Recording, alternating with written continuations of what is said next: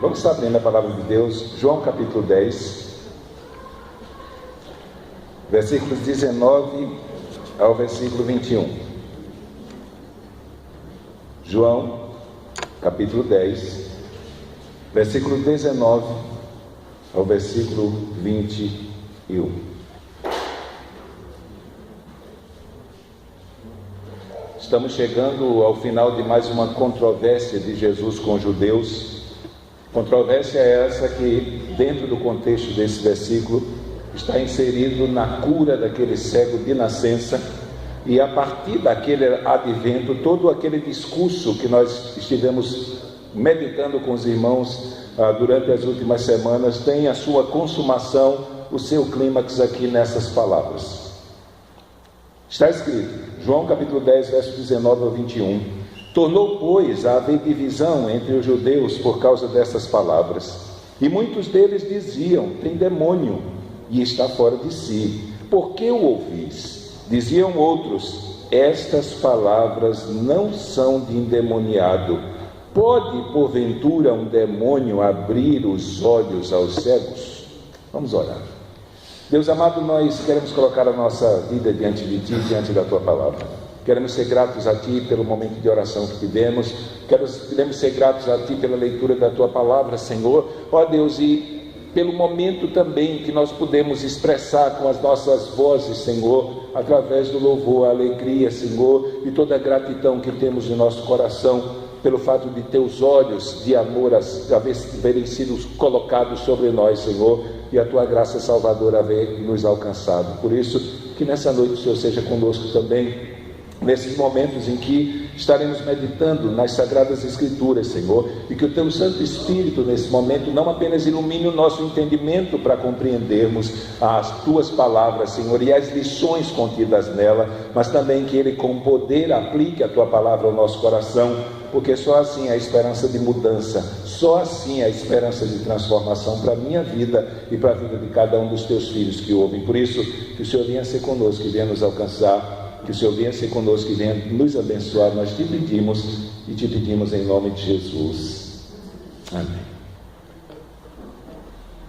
Poderíamos dizer que essas palavras que acabamos de ler, elas estão inseridas na exigência de reação que deve haver para todo aquele que ouve a pregação da palavra de Deus, para com todo aquele que ouve a mensagem salvadora de Cristo através do Evangelho. A pregação, ela sempre coloca o ser humano que tem a bênção de Deus, ou o benefício de haver sido alcançado por ela coloca esse ser humano numa condição em que ele tem que dar uma resposta ao final dela. Então, todas as vezes que pregamos a palavra, ainda que façamos ou não apelo para o ouvinte, só por ele haver tido conhecimento da verdade de Deus, da palavra de Deus, isso torna ele refém, nesse sentido, de uma decisão, se acredita ou não naquilo que está escrito. E essas palavras que nós acabamos de ler, elas são justamente a reação da multidão de ouvintes às palavras que Jesus havia acabado de dizer. Quando nós pensamos em que tipo de reação as pessoas devem ter às palavras de Jesus Cristo, nós devemos levar em consideração aquilo que o Evangelho de João ensina a respeito de quem ele é. Então, nós temos repetido, sermão após sermão, que o Evangelho de João é um dos livros mais teológicos dos evangelhos, dos 4 que existem, mas também o único deles que define explicitamente o porquê ele foi escrito. Por que cada passagem dessa foi escrita? Lá em 20:31 diz que todas essas coisas foram escritas para que creiais ser Jesus o Cristo, o Filho de Deus, e crendo tenhas vida. Então, toda a mensagem desse evangelho, passagem por passagem, narrativa por narrativa, ela tem como propósito esclarecer quem Jesus é. E a partir daquilo que Jesus é, nós devemos dar credibilidade absoluta àquilo que ele disse.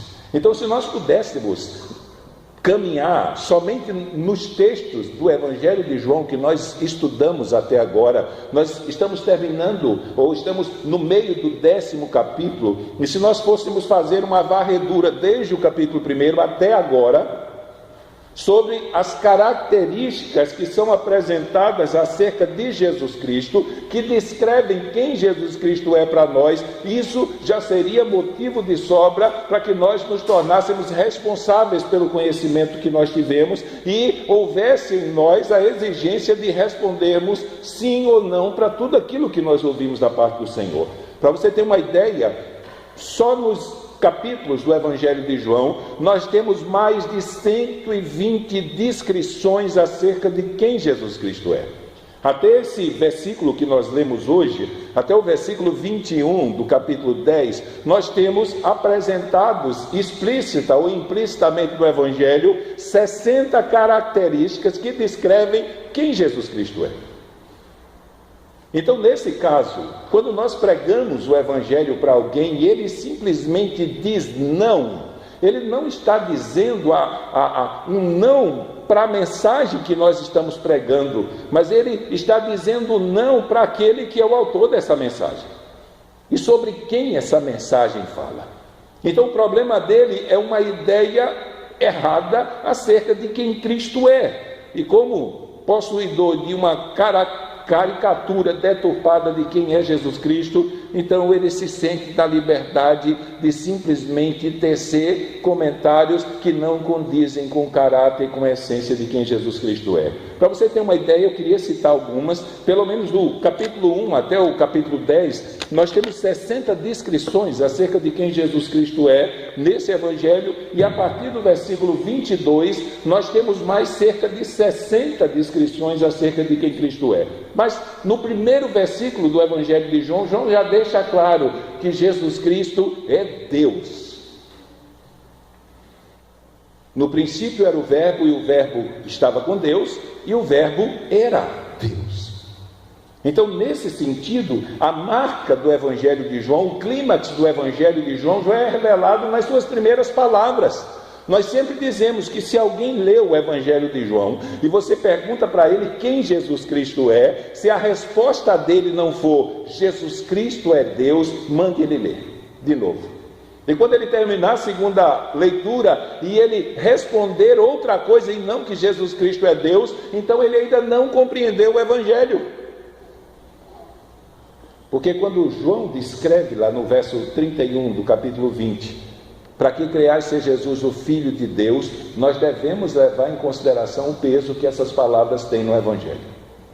Os judeus queriam matar Jesus, e Jesus manda eles olharem para as suas obras, e eles dizem: não é por causa das tuas obras que nós queremos te matar, mas porque tu, sendo homem, te fazes Deus a ti mesmo.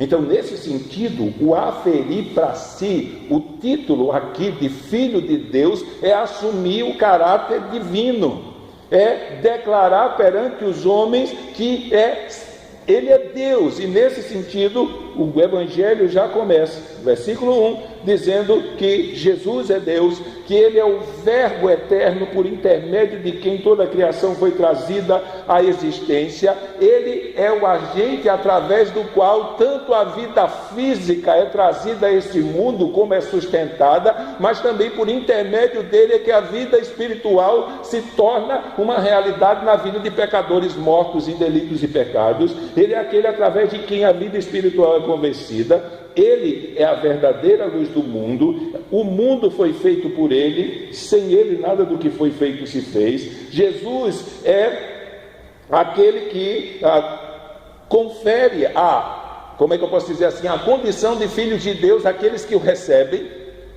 Isso é o que João diz em João 12, aqueles que receberam a Cristo, que o receberam, estes receberam o poder de serem feitos filhos de Deus. Logo, a realidade de que um ser humano só pode se tornar filho de Deus através de Jesus Cristo. Ele é o Filho unigênito do Pai, o único Filho de Deus. Eu quero especificar isso mais à frente. Ele é aquele em quem a graça e a verdade de Deus são reveladas, aquele sobre quem o Espírito de Deus desceu, e isso testificou que ele era de verdade o enviado. Ele é aquele que batiza com o Espírito Santo, selando a sua igreja e trazendo os pecadores para o corpo, mas também ele é aquele que batiza com fogo. Ele é tanto aquele que salva como aquele que estará sentado no trono julgando os pecadores no último dia. Ele é o Filho de Deus, como está em João 1,34. Ele é o Cordeiro de Deus que tira o pecado do mundo. Ele é o Mestre, ele é o Messias, o Cristo, o enviado de Deus a Israel. Ele é o Rei de Israel, ele é o Filho do homem, é aquele que é consumido pelo zelo da casa de Deus. Ele é aquele que desceu do céu, ele é o Filho do homem que será levantado, e através dele, dependurado do madeiro, aqueles que olharem para ele e crerem nele serão salvos. Ele é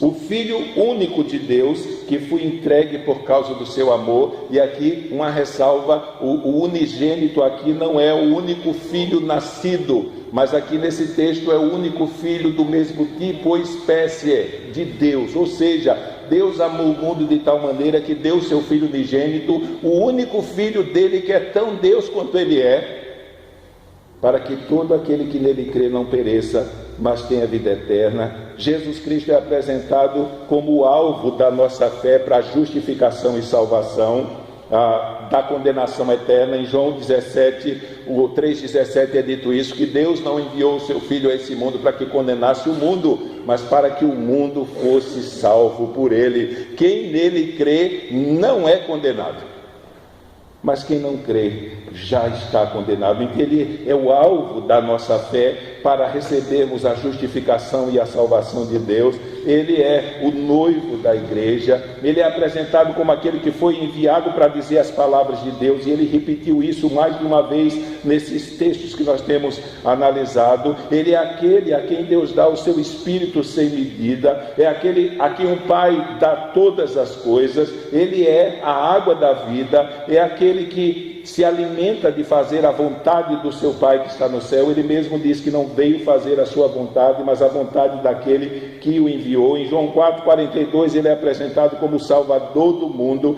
Ele é aquele que tem o poder de transformar as coisas. Então, nesse sentido, ele executou um ato criativo quando transformou a água em vinho. Ele é aquele que tem poder sobre as enfermidades. Ele curou a enfermidade daqueles que estavam doentes pela sua palavra. É aquele que abre os olhos aos cegos. Ele é aquele que doa a vida eterna. Ele é o juiz do último dia, é aquele cuja voz levanta os mortos. Ele é aquele que ressuscita os mortos pela sua autoridade, é aquele que tem sua identidade testificada pelo Pai através das obras. O próprio Pai testifica quem ele quer. Ele é aquele sobre quem as Escrituras testificam.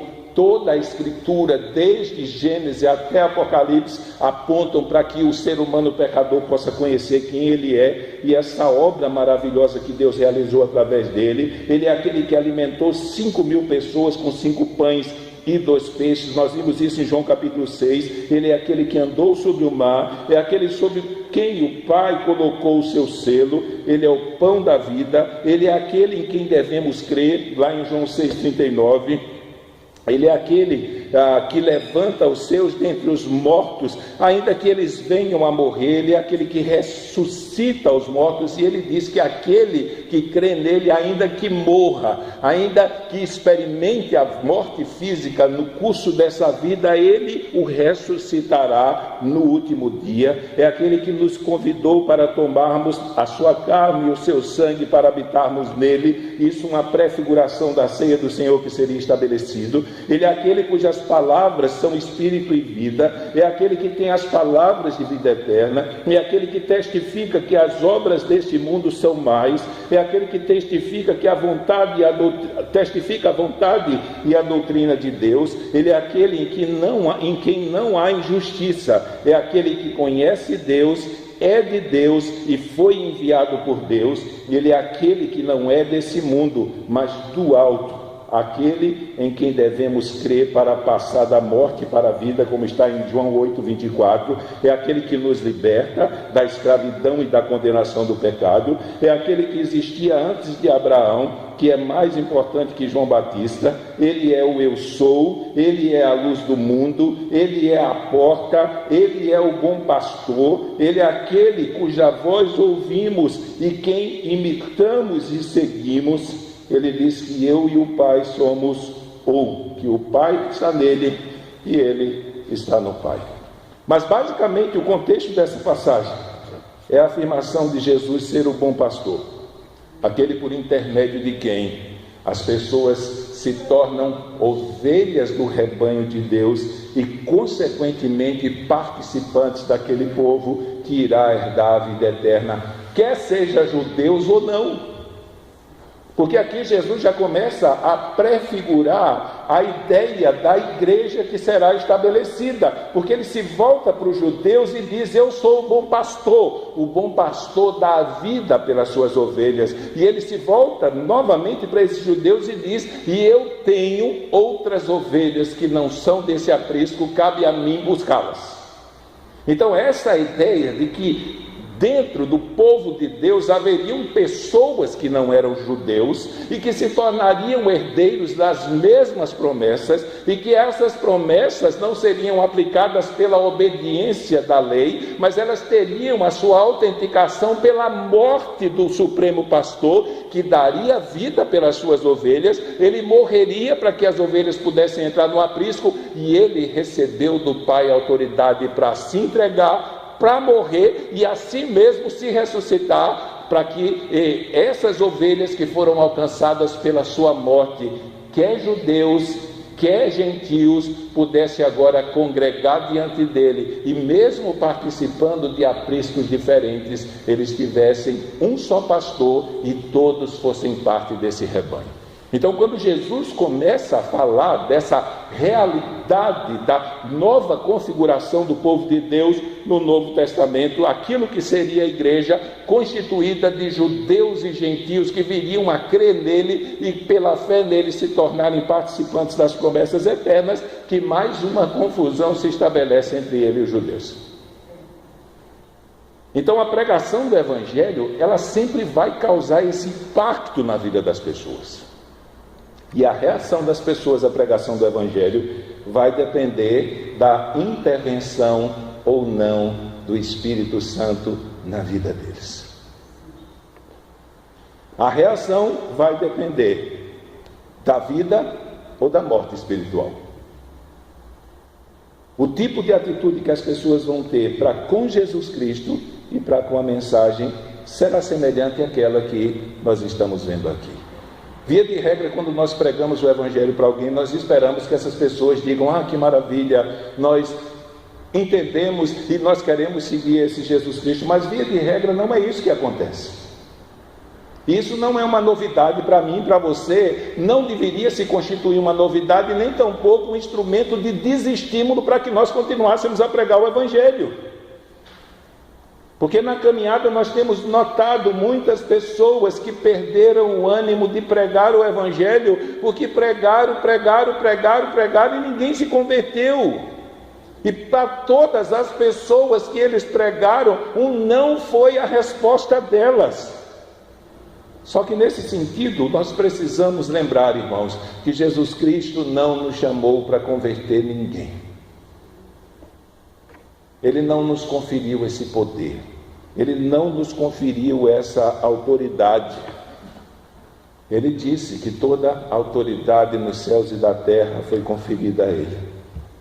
Agora, pelo seu Espírito habitando em nós, Ele nos deu ousadia para anunciar essa verdade, que será um instrumento tanto de vida no final da jornada, como um instrumento de morte para aqueles que não creram.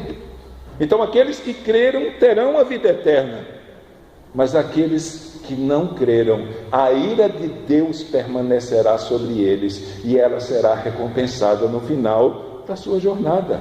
Então, quando Jesus se apresenta como aquele por intermédio de quem um pecador se torna ovelha do rebanho de Deus, então nesse sentido, mais uma confusão está estabelecida. E a resposta, eu volto a dizer, que as pessoas dão para o Evangelho não está relacionada com a minha capacidade de falar, com a minha erudição, com a minha facilidade de tornar clara a mensagem do Evangelho, mas a resposta que as pessoas dão à mensagem do Evangelho tem a ver com a sua atitude de rejeição ou não à pessoa de quem está falando o Evangelho.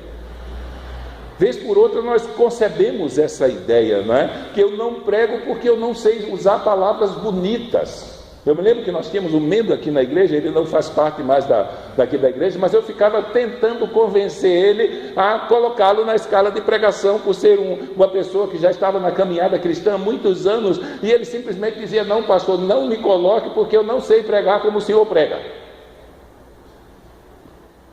E eu, por mais que tentasse mostrar para ele que a maneira como pregamos, que a quantidade de conhecimento que nós já obtemos, talvez a facilidade de explicar algumas doutrinas com mais clareza, não tem nenhum poder e nenhuma eficácia para convencer nenhum coração. Se o Espírito Santo não ilumina, se o Espírito Santo não produz a obra do novo nascimento, por mais clara, por mais profunda, por mais compreensível que seja a mensagem, ela não vai causar nenhuma mudança na vida do ouvinte, a menos que o Supremo Pastor intervenha pelo seu Espírito e dê vida àquele que está morto. Então, quando as pessoas ouvem acerca das palavras de Jesus Cristo, imagine, eu estava conversando com algumas pessoas a semana passada, e elas dizendo: mas como aquele pessoal da época de Jesus tinha um coração duro. Jesus estava lá diante deles, falando com eles, pregando para eles, ensinando as questões do reino de Deus, e eles diziam não para Jesus. Como é que eles puderam fazer uma coisa dessa? Isso a pessoa é uma pessoa convertida já. E eu disse para ele: imagine que Jesus Cristo não tivesse chegado ainda, ele não tivesse vindo a esse mundo ainda, e nós estivéssemos reunidos aqui, e eu chegasse para vocês e dissesse para vocês: olha, eu tenho uma ótima novidade para vocês, eu sou Deus. O que é que vocês iam fazer comigo? Nós faríamos a mesma coisa que eles fizeram. E não era Pedro, não era João, nem tampouco Paulo, nem Marcos, nem Lucas, nem Tiago, nem Mateus que estava pregando aqui. Quem está com esse povo, e nós estamos estudando isso praticamente há 5 capítulos, é Jesus Cristo, pregando e voltando a pregar, pregando e voltando a pregar, ensinando e voltando a ensinar, falando de quem Ele é, como vimos aqui, e simplesmente ao final do discurso, a maior parte dos seus ouvintes olham para Ele e diz: olha, aí está um louco e um endemoniado. Essa pessoa que está falando isso, ela tem demônio no corpo. Foi isso o veredito que a maioria da multidão teve acerca dele. Os judeus se dividiram mais uma vez, e muitos, eu acho interessante que João teve o cuidado de fazer essa distinção. A maior parte deles que ouviram a mensagem da parte de Deus pela boca do seu próprio filho, disseram: ele é um louco e tem demônio. Então, quando pregamos o Evangelho, nós não podemos esperar uma resposta melhor da multidão. Porque a multidão, como Paulo diz, ela não quer nada com Deus. Como Paulo diz na sua carta de Coríntios, a multidão não aceita essas verdades de Deus. Para a multidão, a mensagem do Evangelho parece loucura. E eles não aceitam. Só que, por outro lado, Paulo diz para nós os que cremos, ela é poder de Deus. E ela será poder de Deus para todos aqueles que estão no meio da multidão e crerem. Então, se a multidão não quer nos dar ouvidos, isso não é motivo para que nós simplesmente paremos de anunciar. Porque Jesus disse, voltando a usar as suas palavras nos versículos anteriores: eu tenho muitas ovelhas fora desse aprisco. O que ele quis dizer é que a parte do povo de Israel, a parte do povo judeu, ele morreu para salvar pessoas de outros lugares. E ele diz: cabe a mim ir buscá-las. Ele vai atrás de cada uma delas. E ele vai usar os meios que sejam cabíveis para isso. Hoje eu estava sentado com os pastores lá, alguns dos pastores da igreja, e dando dicas de uns livros que eles deveriam ler. E um dos livros que marcou a minha vida assim, e me impactou muito, ele se chama Samuel Morris. Esse livro eu não achei para vender mais nas livrarias, mas existe ele na internet para imprimir. É um livro curto, de 40 e poucos páginas, não tem 50 páginas. E ele conta a parte disso, da coisa, o testemunho de um nativo que foi alcançado pela salvação do Evangelho. Ele estava para ser sacrificado na tribo dele, uma tribo que não conhecia o Evangelho, não conhecia a palavra de Deus. E aí, quando vão executar ele, uma luz intensa brilha no momento, e o pessoal que estava reunido e ao redor do local em que ele seria morto, simplesmente correram, e ele aproveitou o caminho, o fato deles haverem se assustado, e se levantou do lugar e saiu correndo pelo meio da mata, e aquela luz ia brilhando, iluminando o caminho, e ele correu e correu por um bom tempo, até que o barulho dos perseguidores cessaram, a luz se apaga e ele se encontra só na floresta. Enquanto ele se encontra só na floresta, ele começa a ouvir vozes, e ele começa a se dirigir em direção daquelas vozes, e ele encontra uma casa no meio da floresta. E não é coincidência, né? Aquela casa era a casa de missionários que estavam trabalhando, evangelizando as tribos naquela região. E ele chega e se depara com a missionária, e ele conta para ela o que havia acontecido. Ele estava pronto a ser morto, mas uma luz brilhou, os seus executores fugiram, e aquela luz saiu guiando ele pelo meio da floresta, e fez com que ele simplesmente parasse ao lado praticamente da casa deles. E aquela missionária disse para ele: olha, eu conheço uma pessoa que teve essa mesma experiência que você, e contou o episódio do apóstolo Paulo na estrada de Damasco, quando ele estava caminhando para perseguir os cristãos. E ela falou para ele desse Salvador, e falou para ele do Espírito Santo, e ele disse: eu quero conhecer. E aí o livro conta as experiências que esse homem teve. Mas a realidade é que Jesus Cristo disse que vai buscar cada um deles.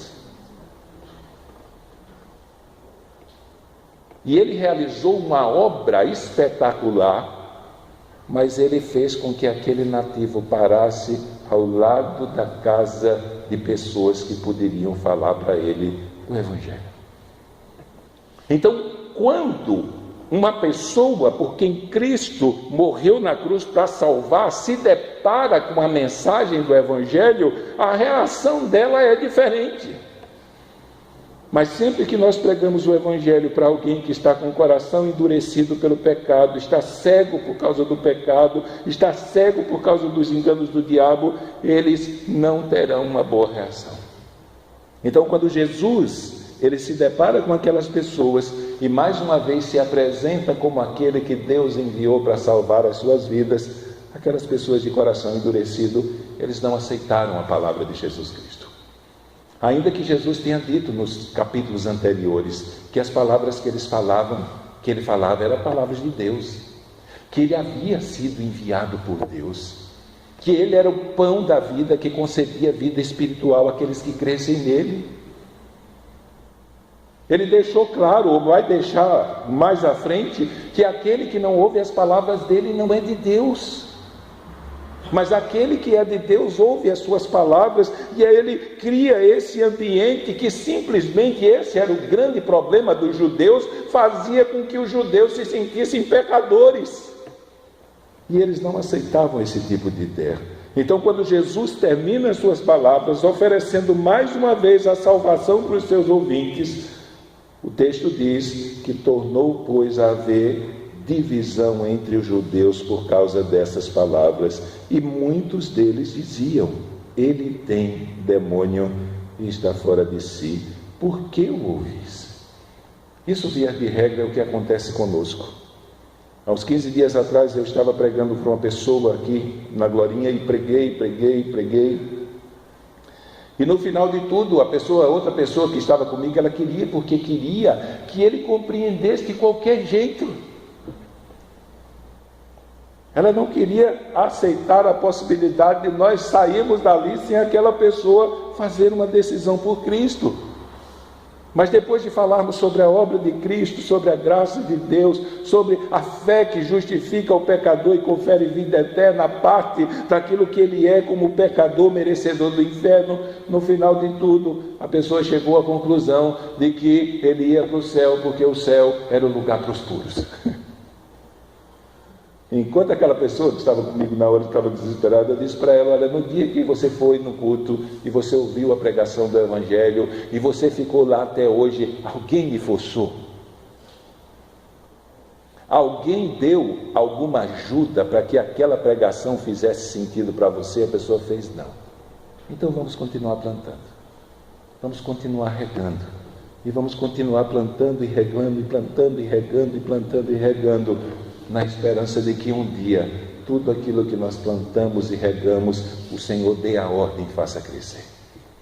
Quando Ele fizer crescer, aí não tem mais volta, não tem mais. Mas eu digo para os irmãos, é desestimulador.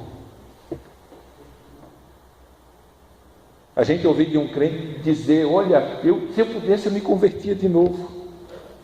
Mas aquele ímpio sai com o mesmo coração, com a mesma atitude, e não é para com a minha vida, não é diretamente para com a mensagem. O problema dele é contra o Salvador e o autor dessa mensagem.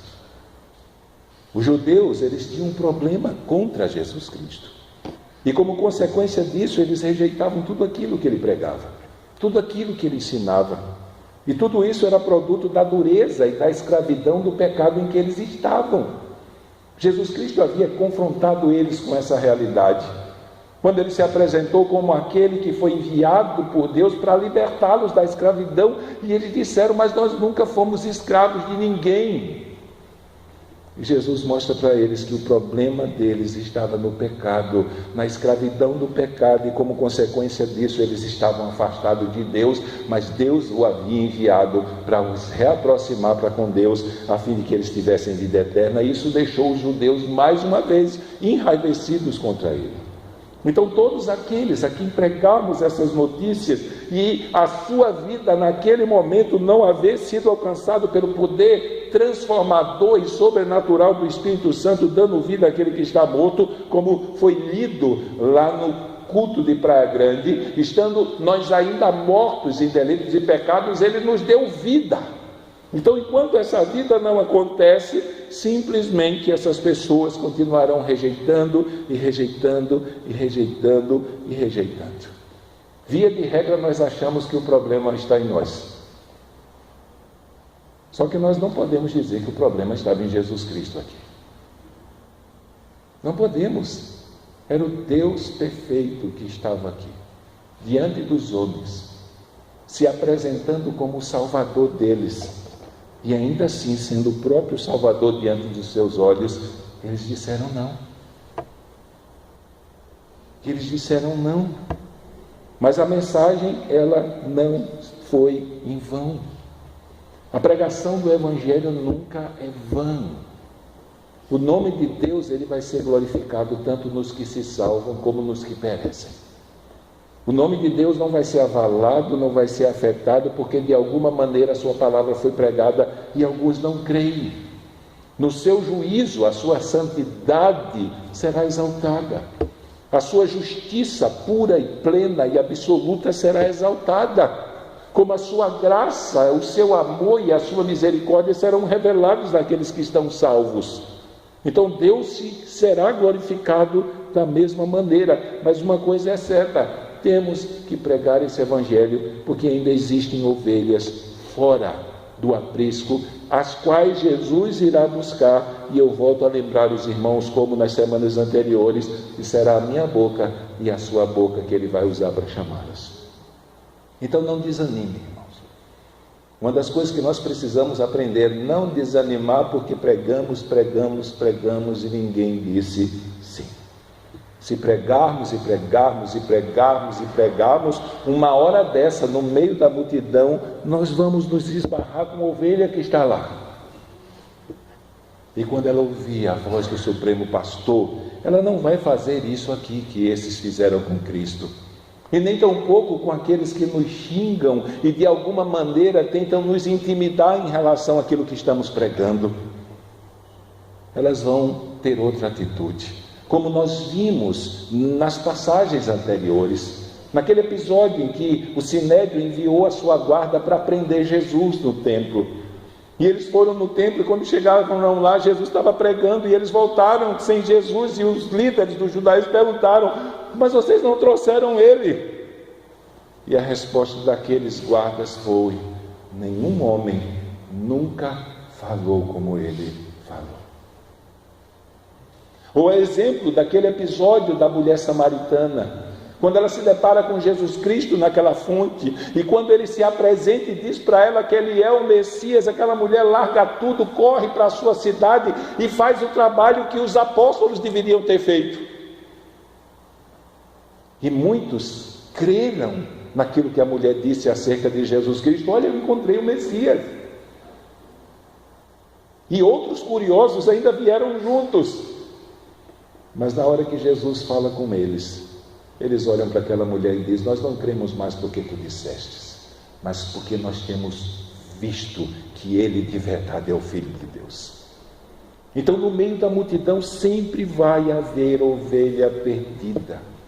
Sempre vai haver ovelha que está caminhando por esse mundo, como o próprio Jesus disse, como ovelha que não tem pastor. Mas cabe a mim buscá-la, cabe a mim chamá-la. E é por causa da certeza que nós temos, de que no meio dessa multidão, que de maneira quase que absoluta, sempre vai dizer não para Jesus Cristo, existem ovelhas que vão dizer sim.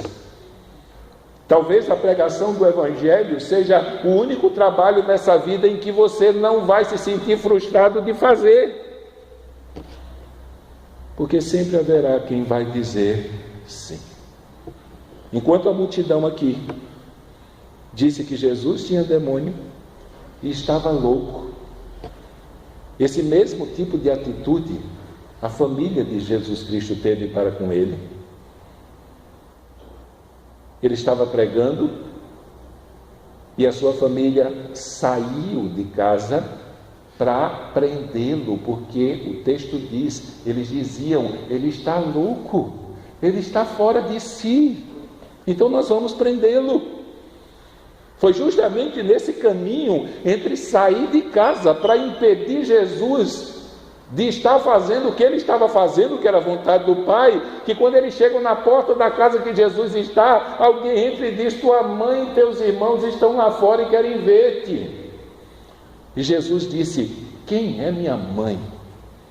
E quem são meus irmãos? Minha mãe e meus irmãos são aqueles que fazem a vontade do meu Pai. Nem a família de Jesus, durante o curso da sua caminhada, antes da sua morte e ressurreição, creram nele. Os seus irmãos vieram crer nele depois da sua ressurreição, mas antes eles se tornaram opositores da sua obra. Eles não criam nele, e isso se tornou bem claro no Evangelho. Então, nesse sentido, se por um lado nós vamos ouvir muitas pessoas nos dizerem: ora, eu não quero esse Jesus, isso que você está falando não é de Deus. Isso quando eles não vêm pregar para a gente um evangelho diferente, ou querer explicar o evangelho de uma forma deturpada para a gente. Não, você não entendeu muito bem aquilo que foi escrito, aquilo que foi dito. E aí aquela voz do diabo que ecoa desde o Éden começa a aparecer diante de nós. Não foi bem assim que Deus disse. Mas nós não podemos desanimar, porque sempre alguém vai dizer que essas palavras não são de endemoniado. Essas palavras não são de louco algum. E para testificar que Jesus não era um louco varrido nem endemoniado. As suas obras devem ser apresentadas para isso. Os escritos que falam acerca de Jesus Cristo demonstram essa realidade. Os seus ensinamentos, os seus discursos, as verdades que foram passadas para nós como seres humanos através das suas pregações, e ainda mais o efeito poderoso e transformador que a mensagem que ele trouxe provoca na vida dos pecadores, isso não pode ser procedente de alguém que tem demônio que está fora de si. Então aqui nós nos deparamos com aquela experiência que ocorre na vida de ouvintes que são expostos ao Evangelho. Se um grupo não nasce de novo e não sofre a iluminação do Espírito Santo, simplesmente eles vão rejeitar a nossa mensagem, por mais clara, por mais profunda, por mais convincente que ela tenha sido passada. Então não é como, é a mensagem em si. Às vezes, uma mensagem trabalhada alcança. Outras vezes, uma mensagem simples alcança do mesmo jeito. Então, a falha nunca está na gente. Nunca. Eu não vou pregar porque eu não sei falar bonito. Eu não vou pregar porque eu não tenho capacidade. Eu não vou pregar porque eu não sei estruturar. Gente, Deus salva pecadores com pregação salada também. Porque é a sua palavra, usada pelo Espírito Santo, com poder no coração do pecador e transformando a sua vida naquele momento, que vai fazer com que o fruto aconteça.